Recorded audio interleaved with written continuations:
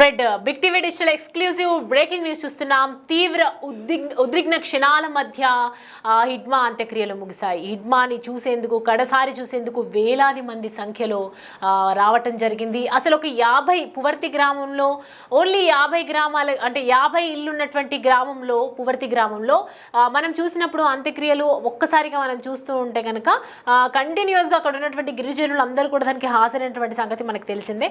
So ఇప్పటివరకు చుట్టుపక్కల నుంచి చూసుకుంటే కనుక గ్రామాల నుంచి కంటిన్యూస్గా 2000 మంది గిరిజనులు ఈ అంత్యక్రియలకు హాజరవ్వటం అనేది నిజంగా ఒక షాక్కి గురి చేస్తుందని చెప్పొచ్చు. చుట్టుపక్కల గ్రామాల నుంచి ఇలా రావటం ఏంటి, అంతమంది గిరిజనులు వస్తారని ఎవరు పోలీసులు అసలు ఊహించనే లేదంట. టాప్ మోస్ట్ కమాండర్గా ఉండటంతో హిడ్మాను చూసేందుకు భారీగా వచ్చారు గిరిజనులు అని చెప్తున్నారు. మావోయిస్ట్ ఒకవైపు మావోయిస్టులను భయపడుతున్నారు. హిడ్మా చనిపోయిన వెంటనే అక్కడ ఉన్నటువంటి ప్రజలు కూడా భయపడుతున్నారని చెప్పినటువంటి నేపథ్యంలో ఇలా చుట్టుపక్కల నుంచి 2000 మంది రావటం ఏంటి అని చెప్పేసి అందరూ కూడా షాక్కి గురవుతున్నారని చెప్పాలి. 1000 మంది పోలీసుల పహారాలో హిడ్మా అంత్యక్రియలు జరిగాయంటే సామాన్య విషయం కాదు. అందుకే ఉద్విగ్న క్షణాల మధ్య హిడ్మా అంత్యక్రియలు జరిగాయని చెప్తూ ఉన్నాము. తమ సంప్రదాయాల ప్రకారం కొత్త దుప్పట్లు కప్పి గిరిజనులందరూ కూడా అంత్యక్రియలు చేయటం జరిగింది. హిడ్మా గ్రామ సమీపంలోనే అతడి అంత్యక్రియలు చేయటం మనం చూసాము. ఒకే చితిపై 2 మృతదేహాలు ఉంచి హిడ్మా అంటే ఏదైతే ఇద్దరు కలిసి మావోయిస్టులో ఇద్దరు కలిసి ఉద్యమం చేశారు, ఇద్దరు కలిసి మావోయిస్టుగా ఎన్నో ఏళ్ళుగా ఉంటూ ఉన్నారు, ఇద్దరు కలిసే చనిపోయారు కాబట్టి అది కూడా ఇద్దరం కలిసి చావు కూడా మనని విడదీయలేదు, కంపల్సరీ చావు కూడా మనం ఒకటిగానే చావాలని చెప్పి ఒకటే ఇద్దరు కలిసి అంత్యక్రియలు చేయటం జరిగిందని చెప్పారు. అండ్ హిడ్మా చేతికి నిప్పంటించినటువంటి అన్న కొడుకు హిడ్మా చితికి నిప్పంటించి అంత్యక్రియలు చేయటం జరిగింది. అంటే నార్మల్గా అక్కడ మనం చూసుకుంటే కనుక కంటిన్యూస్గా హిడ్మా అంత్యక్రియలకు వస్తూనే ఉన్నారు. హిడ్మా చనిపోయిన వెంటనే ప్రతి ఒక్కరు కూడా రావడం అంటే హిడ్మాకి ఎంత పేరుంది, అక్కడ గిరిజనుల్లో ఎంత ఆదరిస్తున్నారు అనేది. ఎందుకంటే చూసుకుంటే దాదాపుగా 90 మంది యువకులను ప్రభావితం చేసి మావోయిస్టులకు చేరే విధంగా చేసినటువంటి వారు కాబట్టి హిడ్మాను నిజంగానే ఇంత ఆదరిస్తారని అనుకున్నాము. కానీ ఇప్పుడు చూస్తుంటే మాత్రం హిడ్మాకి సంబంధించి చుట్టుపక్కల నుంచి 2000 మంది గిరిజనులు రావటం అంటే వీళ్ళందరూ కూడా మావోయిస్టుకి సంబంధించినటువంటి వాళ్ళ అనే అనుమానాలు కూడా ఒకవైపు వ్యక్తమవుతూ ఉన్నాయి. గిరిజనులందరూ కూడా అంత ఇంట్రెస్ట్గా హిడ్మాకి సంబంధించి అంటే గత కొన్నేళ్ళుగా మావోయిస్టులలో కలిసిపోయినటువంటి వ్యక్తి పెద్దగా అందుబాటులో కూడా ఎవరికి ఉండరు కాబట్టి అసలు ఏ విధంగా అంత్యక్రియలకు ఇంతమంది వచ్చారు, అసలు ఏం జరుగుతోంది అక్కడ ప్రస్తుతం వాళ్ళ సాంప్రదాయంగా ఏ విధంగా చేశారు అనే ప్రతి ఒక్కటి కూడా అడిగి తెలుసుకుందాం. ఆ ప్రతినిధి భాస్కర్ మనకి అందుబాటులో ఉన్నారు. భాస్కర్ చెప్పండి, ఇంతమంది చుట్టుపక్కల గ్రామాల నుంచి వాళ్ళు ఉన్నటువంటి గ్రామంలో పువర్తి గ్రామంలో 50 ఇళ్ళే ఉన్నాయి అని చెప్పారు. మరి ఇప్పుడు చూసుకుంటే చుట్టుపక్కల నుంచి 2000 మంది రావటం అనేది ఒక చర్చనీయాంశంగా చర్చించదగ్గటువంటి విషయం అనే చెప్పాలి. ఎవరు వాళ్ళంతా, అసలు ఎలా వచ్చారు, హిడ్మాకి వాళ్ళకి ఏంటి సంబంధం, పూర్తి డీటెయిల్స్ చెప్పండి. ఛత్తీస్గఢ్ రాష్ట్రంలో మోస్ట్ వాంటెడ్ గా ముద్రపడిన మావోయిస్ట్ అగ్రనేత హిడ్మా గత 2 రోజుల క్రితం పోలీసుల ఎన్కౌంటర్ లో ఒక్కసారిగా మృతి చెందిన నేపథ్యం ఉంది. దాంతో హిడ్మాతో పాటు హిడ్మా సతీమణి రాజక్క కూడా ఒకసారి పోలీసు ఎన్కౌంటర్ లో మృతి చెందిన నేపథ్యం అయితే ఉంది. ఫలితంగా చూసుకుంటే వాళ్ళతో పాటు మరలా కొంతమంది కూడా మావోయిస్టు కూడా మావోయిస్టుల యొక్క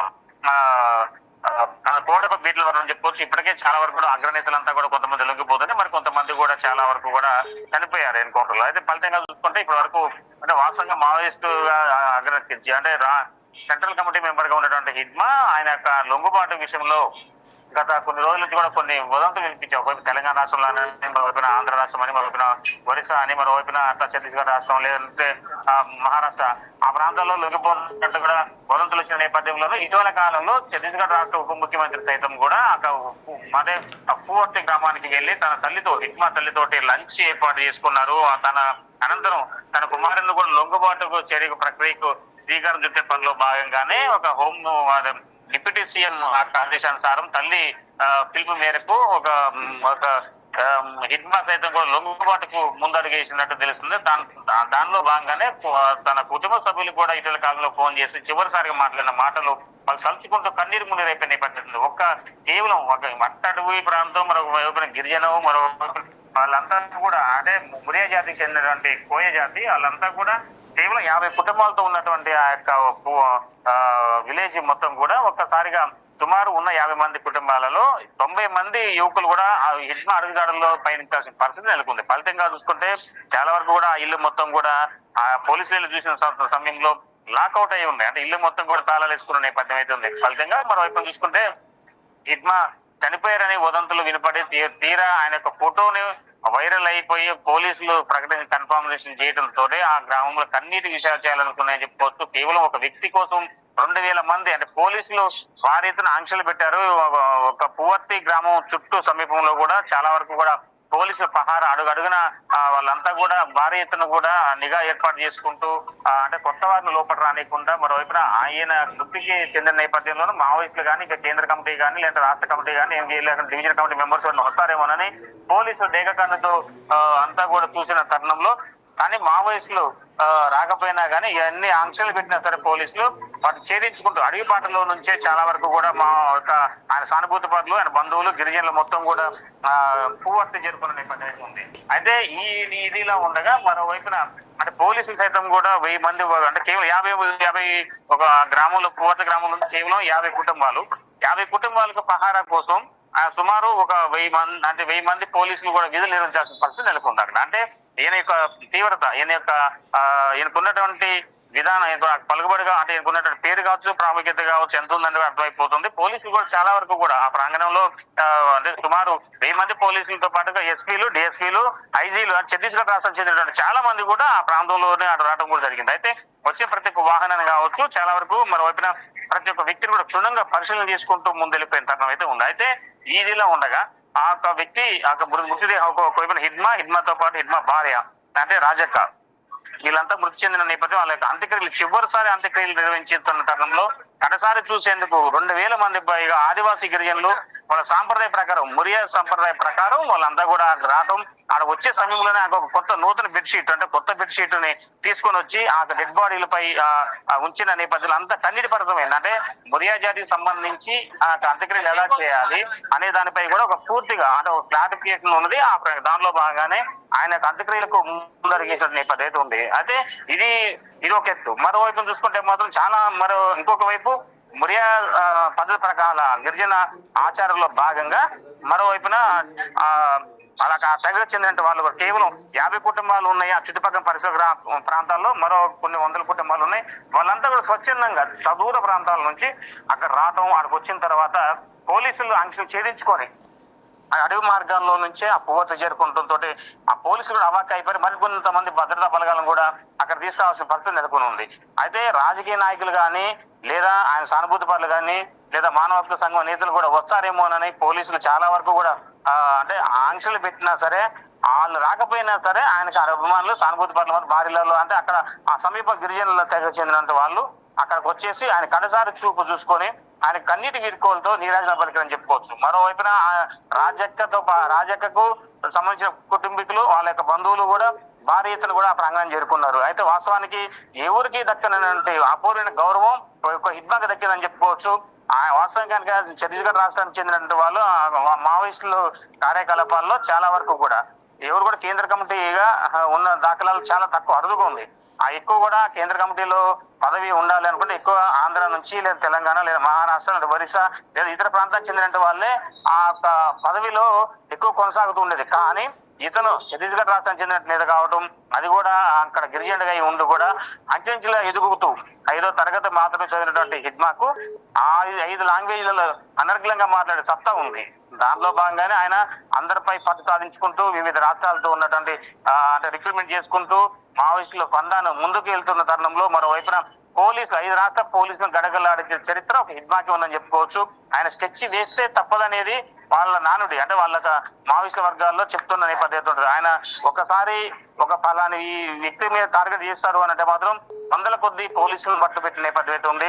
ఆయన వ్యూహం అంత పదునుగా ఉంటది. ఒక్కసారి పాయింట్ బ్లాక్ లో బుల్లెట్ పెడుతున్నారు అంటే అది పూటా బేలవలసిందనే నేపథ్యం ఉండేదట. ఆయనకు అంత చరిత్ర ఉన్న నేపథ్యంలోనూ అలాంటి వ్యక్తి కోసం ఎవరికి ఏ యొక్క మావోయిస్టు దక్క అపూర్వ గౌరవాన్ని అధికార లాంఛనాలు వలె అంటే ఆ ప్రభుత్వం సహకరించకపోయినా సరే గిరిజనుల యొక్క సాంప్రదాయ పద్ధతులు 2000 మంది పైగా ఇసుక చేస్తే రాళ్ళంతగా అంటే అక్కడ గ్రామం చిన్నది అసలు రోడ్లు కిక్కిరిసిపోయినాయి.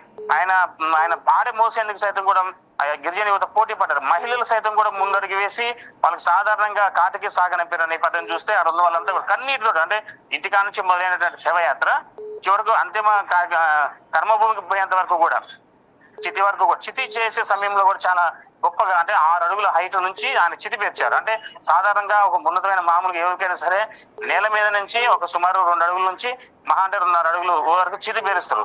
కానీ ఈయనకి 6 అడుగులు పైగా చితి పేర్చి 6 అడుగుల తర్వాత నుంచి చితికి పెట్టుకుంటూ ఆ చితి మీదనే ఇద్దరిని భార్య భర్తలు ఇద్దరిని అంటే హిడ్మా భార్య అనేటువంటి రాజక్కను ఇద్దరిని ఒకటే చితి మీద ఉంచి ఆ నివాళులు అర్పించుతూ ఆ చితి పైన ఎవరైతే కొత్తగా బెడ్షీట్ తీసుకొచ్చి వచ్చారో ఆ బెడ్షీట్లని ఆ చితిపై పెట్టి తర్వాత వాళ్ళకి పద్ధతి ప్రకారం ఇప్పపు సారాతో పాటుగా అంబలి కూడా వాళ్ళకి ఇచ్చేసినట్టుగా వాళ్ళు దాని మీద పోసి నిప్పంటించిన నేపథ్యం చూసుకుంటే ఆ నిప్పు కూడా ఆ అన్నయ్య అంటే హిడ్మా సోదరుని యొక్క కుమారుడు ఆ కన్నీటి పర్వతంతో ఆ చివరిసారిగా తన బాబాయ్ మాట్లాడిన మాటలు జ్ఞాపకం చేసుకుంటూ కన్నీటి పర్వతమైన నేపథ్యం ఉంది. అక్కడ ఉన్న వాళ్ళంతా కూడా అంటే ఎలాంటి బలవంతం గానీ లేదా ఇతరితర ఆశలకు లోబడి వచ్చిన వాళ్ళు అంత కాదు, పరోక్షంగా కానీ ప్రత్యక్షంగా కానీ హిడ్మా నుంచి సహాయం అందిందా లేదని కూడా పక్కన పెడితే ఆ స్థాయిలో ఎవరికి దక్కనంత అపూర్వ గౌరవం కొన్ని వేలాది మంది నడుమ ఒక మావోయిస్టు అగ్రనేతకు దక్కడంతో కూడా ఆయన యొక్క ఆశలు ఆయన చనిపోయినా సరే ఆయన ఆశలు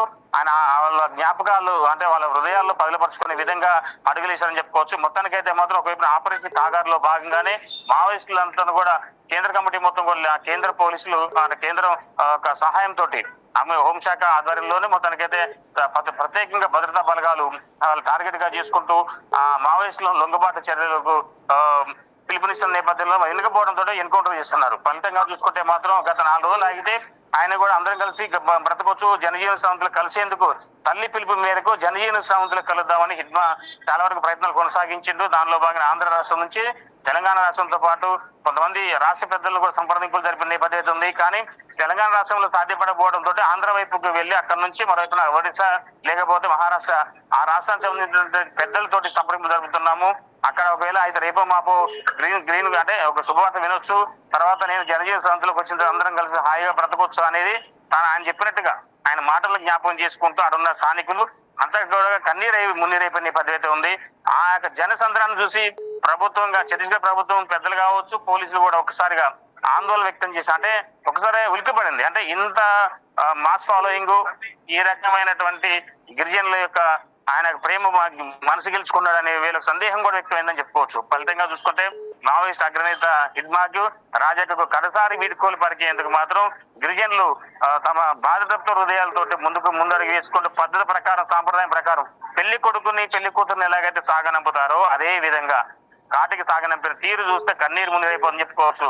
మొత్తానికైతే ఆయన చివరి స్నానం చేసేటప్పుడు సమయంలో ఒకటే మంచం మీద కూర్చోబెట్టి ఒక పద్ధతి ప్రకారం అంటే ఎక్కడ కూడా ఒక మృతదేహాన్ని చేసిన ఫీల్ లేకుండా కేవలం ఒక నూతన జంటకు స్నానాలు చేపిస్తున్న ఫీలింగ్ తోటే వాళ్ళు పంటి బీగులు దుఃఖాన్ని ఆఫ్ చేసుకుంటూ వాళ్ళకి ఇచ్చిన అంటే చివరి స్నానం చేసిన తీరును చూస్తే చాలా గొప్పగా ఉందని చెప్పుకోవచ్చు. మొత్తానికైతే సౌమ్య ఏదేమైనా సరే మావోయిస్టుల అగ్రనేతకు సంబంధించి ఒక మృతి పై చాలా కూడా భిన్నాభిప్రాయాలు వ్యక్తం అవుతున్నాయి. అందులో మరో కొంతమంది మావోయిస్టులు కూడా చాలా వరకు కూడా ఆయనకు సంబంధించి అంటే కొంతమంది మావోయిస్టులు అనుభూతి పనులు కూడా అక్కడికి వచ్చారు వస్తారేమోనని పోలీసులు చాలా వరకు డేగస్ చూశారు. ఆయన చివరకు ఆయన రాకపోవడం అంటే కొంతమంది అంటే మఫ్టీలు అంటే వాళ్ళు జనరల్ గా అంత ఆదివాసీలు కాబట్టి ప్రాంతంలో సంబంధించిన వాళ్ళంతా కూడా చాలా వరకు వచ్చి భావించారు. కానీ ఏదేమైనా మావోయిస్టులు ఉనికి ప్రశాంతకరంగా ఉన్న తరుణంలో ఇప్పుడు ఎవరికి దక్కినట్టు అపూర్వ మాత్రం ఈ యొక్క హిడ్మాకు దక్కిందని చెప్పుకోవచ్చు. Soumya right Bhaskar, thanks for the updates. Right, చూస్తున్నాం కదా ఒకవైపు హిడ్మాకి సంబంధించి చూసుకుంటే కనుక ఎంతోమంది కూడా చాలా ఇంట్రెస్టెడ్గా ఈ హిడ్మాకి సంబంధించి అంత్యక్రియలకి పాల్గొన్నారని చెప్తున్నారు. ఎంతోమంది పోలీసులు అక్కడ పహారాలో చూసుకుంటే కనుక అందరూ షాక్ అయ్యి గురయ్యారని చెప్తున్నారు. కొన్ని ఏళ్లుగా హిడ్మాకి అక్కడ వాళ్ళతో సత్సంబంధాలు ఉన్నాయి కాబట్టి అంత్యక్రియలకు వాళ్ళ ఇష్టారీతనే అక్కడికి వచ్చి జాయిన్ అయ్యారని చెప్తున్నారు. వాళ్ళ ఆచారం ప్రకారము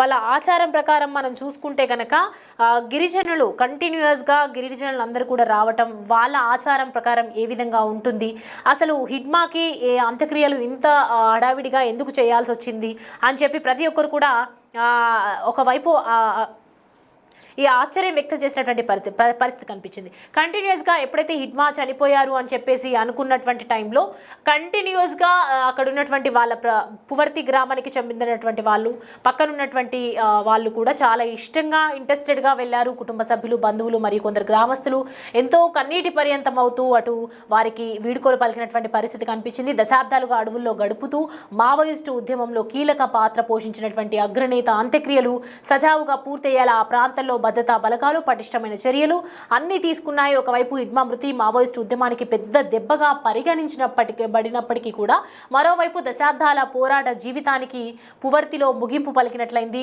హిడ్మా మరణం ఈ నెల 18న అల్లూరు జిల్లాలో జరిగిన ఎన్కౌంటర్లో సంభవించినట్లు అధికారులు ధృవీకరించారు. అండ్ మావోయిస్టుల అడ్డాగా పేరుగాంచిన ఛత్తీస్గఢ్, ఆంధ్ర సరిహద్దుల్లోని దండకారణ్యం ప్రాంతంలో జరిగిన ఈ ఆపరేషన్లో హిడ్మా మరియు ఆయన భార్య మృతి చెందడం పోలీసు బలగాలకు పెద్ద విజయంగా పరిగణించబడుతోంది. అండ్ హిడ్మా కేంద్ర కమిటీలో కీలక సభ్యుడిగా ఉన్నటువంటి దండకారణ్యం స్పెషల్ జోనల్ కమిటీ నాయుడుగా వ్యవహరించేవారు. ఆయనను అనేక దాడులు మరియు హింసాత్మక సంఘటనలకు సూత్రధారిగా అధికారులు పరిగణించారు. ఆయన మృతితో ఇటు ఆంధ్ర, ఒడిశా బార్డర్ ఏఓబి మరియు ఛత్తీస్గఢ్ ప్రాంతాల్లో మావోయిస్టుల కార్యకలాపాలు, నాయకత్వంపై ఇటు తీవ్ర ప్రభావం చూపడుతోందని భద్రతా వర్గాలు ఒకవైపు అంచనా వేస్తున్నాయి. అంటే ఏ మేరకు హిడ్మా ఒక నాయకుడిగా ఉన్నాడు అనేది మనకి చూస్తూ ఉన్నాము. కంటిన్యూస్గా వాళ్ళ పద్ధతిలో, వాళ్ళ సాంప్రదాయం ప్రకారం, వాళ్ళ ఆచారాల ప్రకారం కంటిన్యూస్గా వీళ్ళు ఎలా చేస్తూ ఉన్నారు, వాళ్ళ ఆచారాన్ని ఎలా ఫాలో అవుతున్నారు. సతీమణి మొత్తం రాజే అంత్యక్రియలు ఒకే చితిలో పడుకోబెట్టడం, ఒకే దాంట్లో అంత్యక్రియలు ముగించడం, పూర్తిగా కంటిన్యూస్గా ఇది ఒక గుర్తుండిపోయే విధంగా మాత్రం చేసినటువంటి పరిస్థితి కనిపిస్తుంది. ఎంతో మంచి క్షణాల మధ్య వాళ్ళది అంత్యక్రియలు ముగిశాయి. ఇద్దరి భార్యాభర్తలది చితికి ఇద్దరు కలిసి ఒకే విధంగా వెళ్ళటం, ఒకే విధంగా అంత్యక్రియలు జరుపుకోవడం అనేది చాలా తక్కువ మందికి వస్తుంది. ఇలా ఎన్కౌంటర్లో హిడ్మా మృతి చెందినటువంటి నేపథ్యంలో ఎన్నో గిరిజన ప్రాంతాలు కూడా ఒక్కసారిగా తలుక్కుమని అక్కడికి రావటము, 2000 మంది గిరిజనులు హాజరై పాదయాత్ర కంటిన్యూస్గా అంత్యక్రియల కోసం చేసినటువంటి యాత్రలో పాల్గొని అంత్యక్రియలు నిర్వహించినటువంటి పరిస్థితి కనిపిస్తుంది. అంటే హిడ్మా వాళ్ళందరికీ కూడా ఒక గొప్ప నాయకుడిగా, మావోయిస్టులను ఒక అగ్ర నేతగా, కంటిన్యూస్గా ఎంతో మందిని మావోయిస్టులుగా తయారు చేసినటువంటి నేతగా, వాళ్ళ ఉన్నటువంటి ఏరియా సర్కిల్స్లో ఎంతో పేరుగాంచినటువంటి నేతగా ఉన్నటువంటి హిడ్మా ఎన్నో ఏళ్ల క్రితం 10 ఏళ్ల తర్వాత 10 సంవత్సరాల నుంచి మనం చూస్తున్నాము మావోయిస్టుల ఎన్కౌంటర్ జరిగిందంటే హిడ్మా ఉన్నారా, హిడ్మా అంటే హిడ్మా కంటిన్యూస్గా ఒక అగ్రనాయకత్వం వహించి తనకంటూ ఒక సత్తా చాటుకొని హిడ్మా ఇలా ఉండేవారు. సో ప్రజెంట్ అయితే హిడ్మాని చూసేందుకు చాలా మంది భారీగా జనం తరలి రావటం, హిడ్మా అంత్యక్రియలు పాల్గొనటం, ఎన్నో ఉద్విగ్న క్షణాల మీద ఇవాళ హిడ్మా అంత్యక్రియలు పూర్తయినటువంటి నేపథ్యంలో మావోయిస్టులు కూడా వచ్చారా, ఇందులో ఉన్నారా అనే అనుమానం కూడా ఒకవైపు వ్యక్తమవుతూనే మరోవైపు గిరిజనులు కూడా అందులో పార్టిసిపేట్ చేశారు అని చెప్తున్నారు. అంటే పక్కన చుట్టుపక్కల గ్రామాల్లో ఉన్నటువంటి వాళ్ళు కూడా రావటం, ఇప్పుడు పోలీసులు కూడా ఎంతోమంది 1000 మంది పోలీసులు అక్కడ పహారా కాల్చుకొని చాలామంది భద్రతా బలగాల మధ్య వాళ్ళు చేయడం జరిగింది. అండ్ ఇప్పుడు కూడా మావోయిస్టులందరూ ఏదైతే హిడ్మా పెద్ద దెబ్బగా ఉండింది, మావోయిస్టులకు సంబంధించి పెద్ద దెబ్బగా పరిగణించబడుతోంది ఇది అని చెప్పి తెలిసినప్పటికీ కూడా కొంతమంది హిడ్మా మృతి చెందిన తర్వాత మావోయిస్టులు మరి వెనక్కి వెళ్ళిపోతారా, జనజీవన శ్రావంతిలో కలిసిపోతారా అనేది మాత్రం చూడాలి. ఇప్పటికైతే ప్రస్తుతం ఈ అంత్యక్రియలు మాత్రం హాట్ టాపిక్గా మారాయి.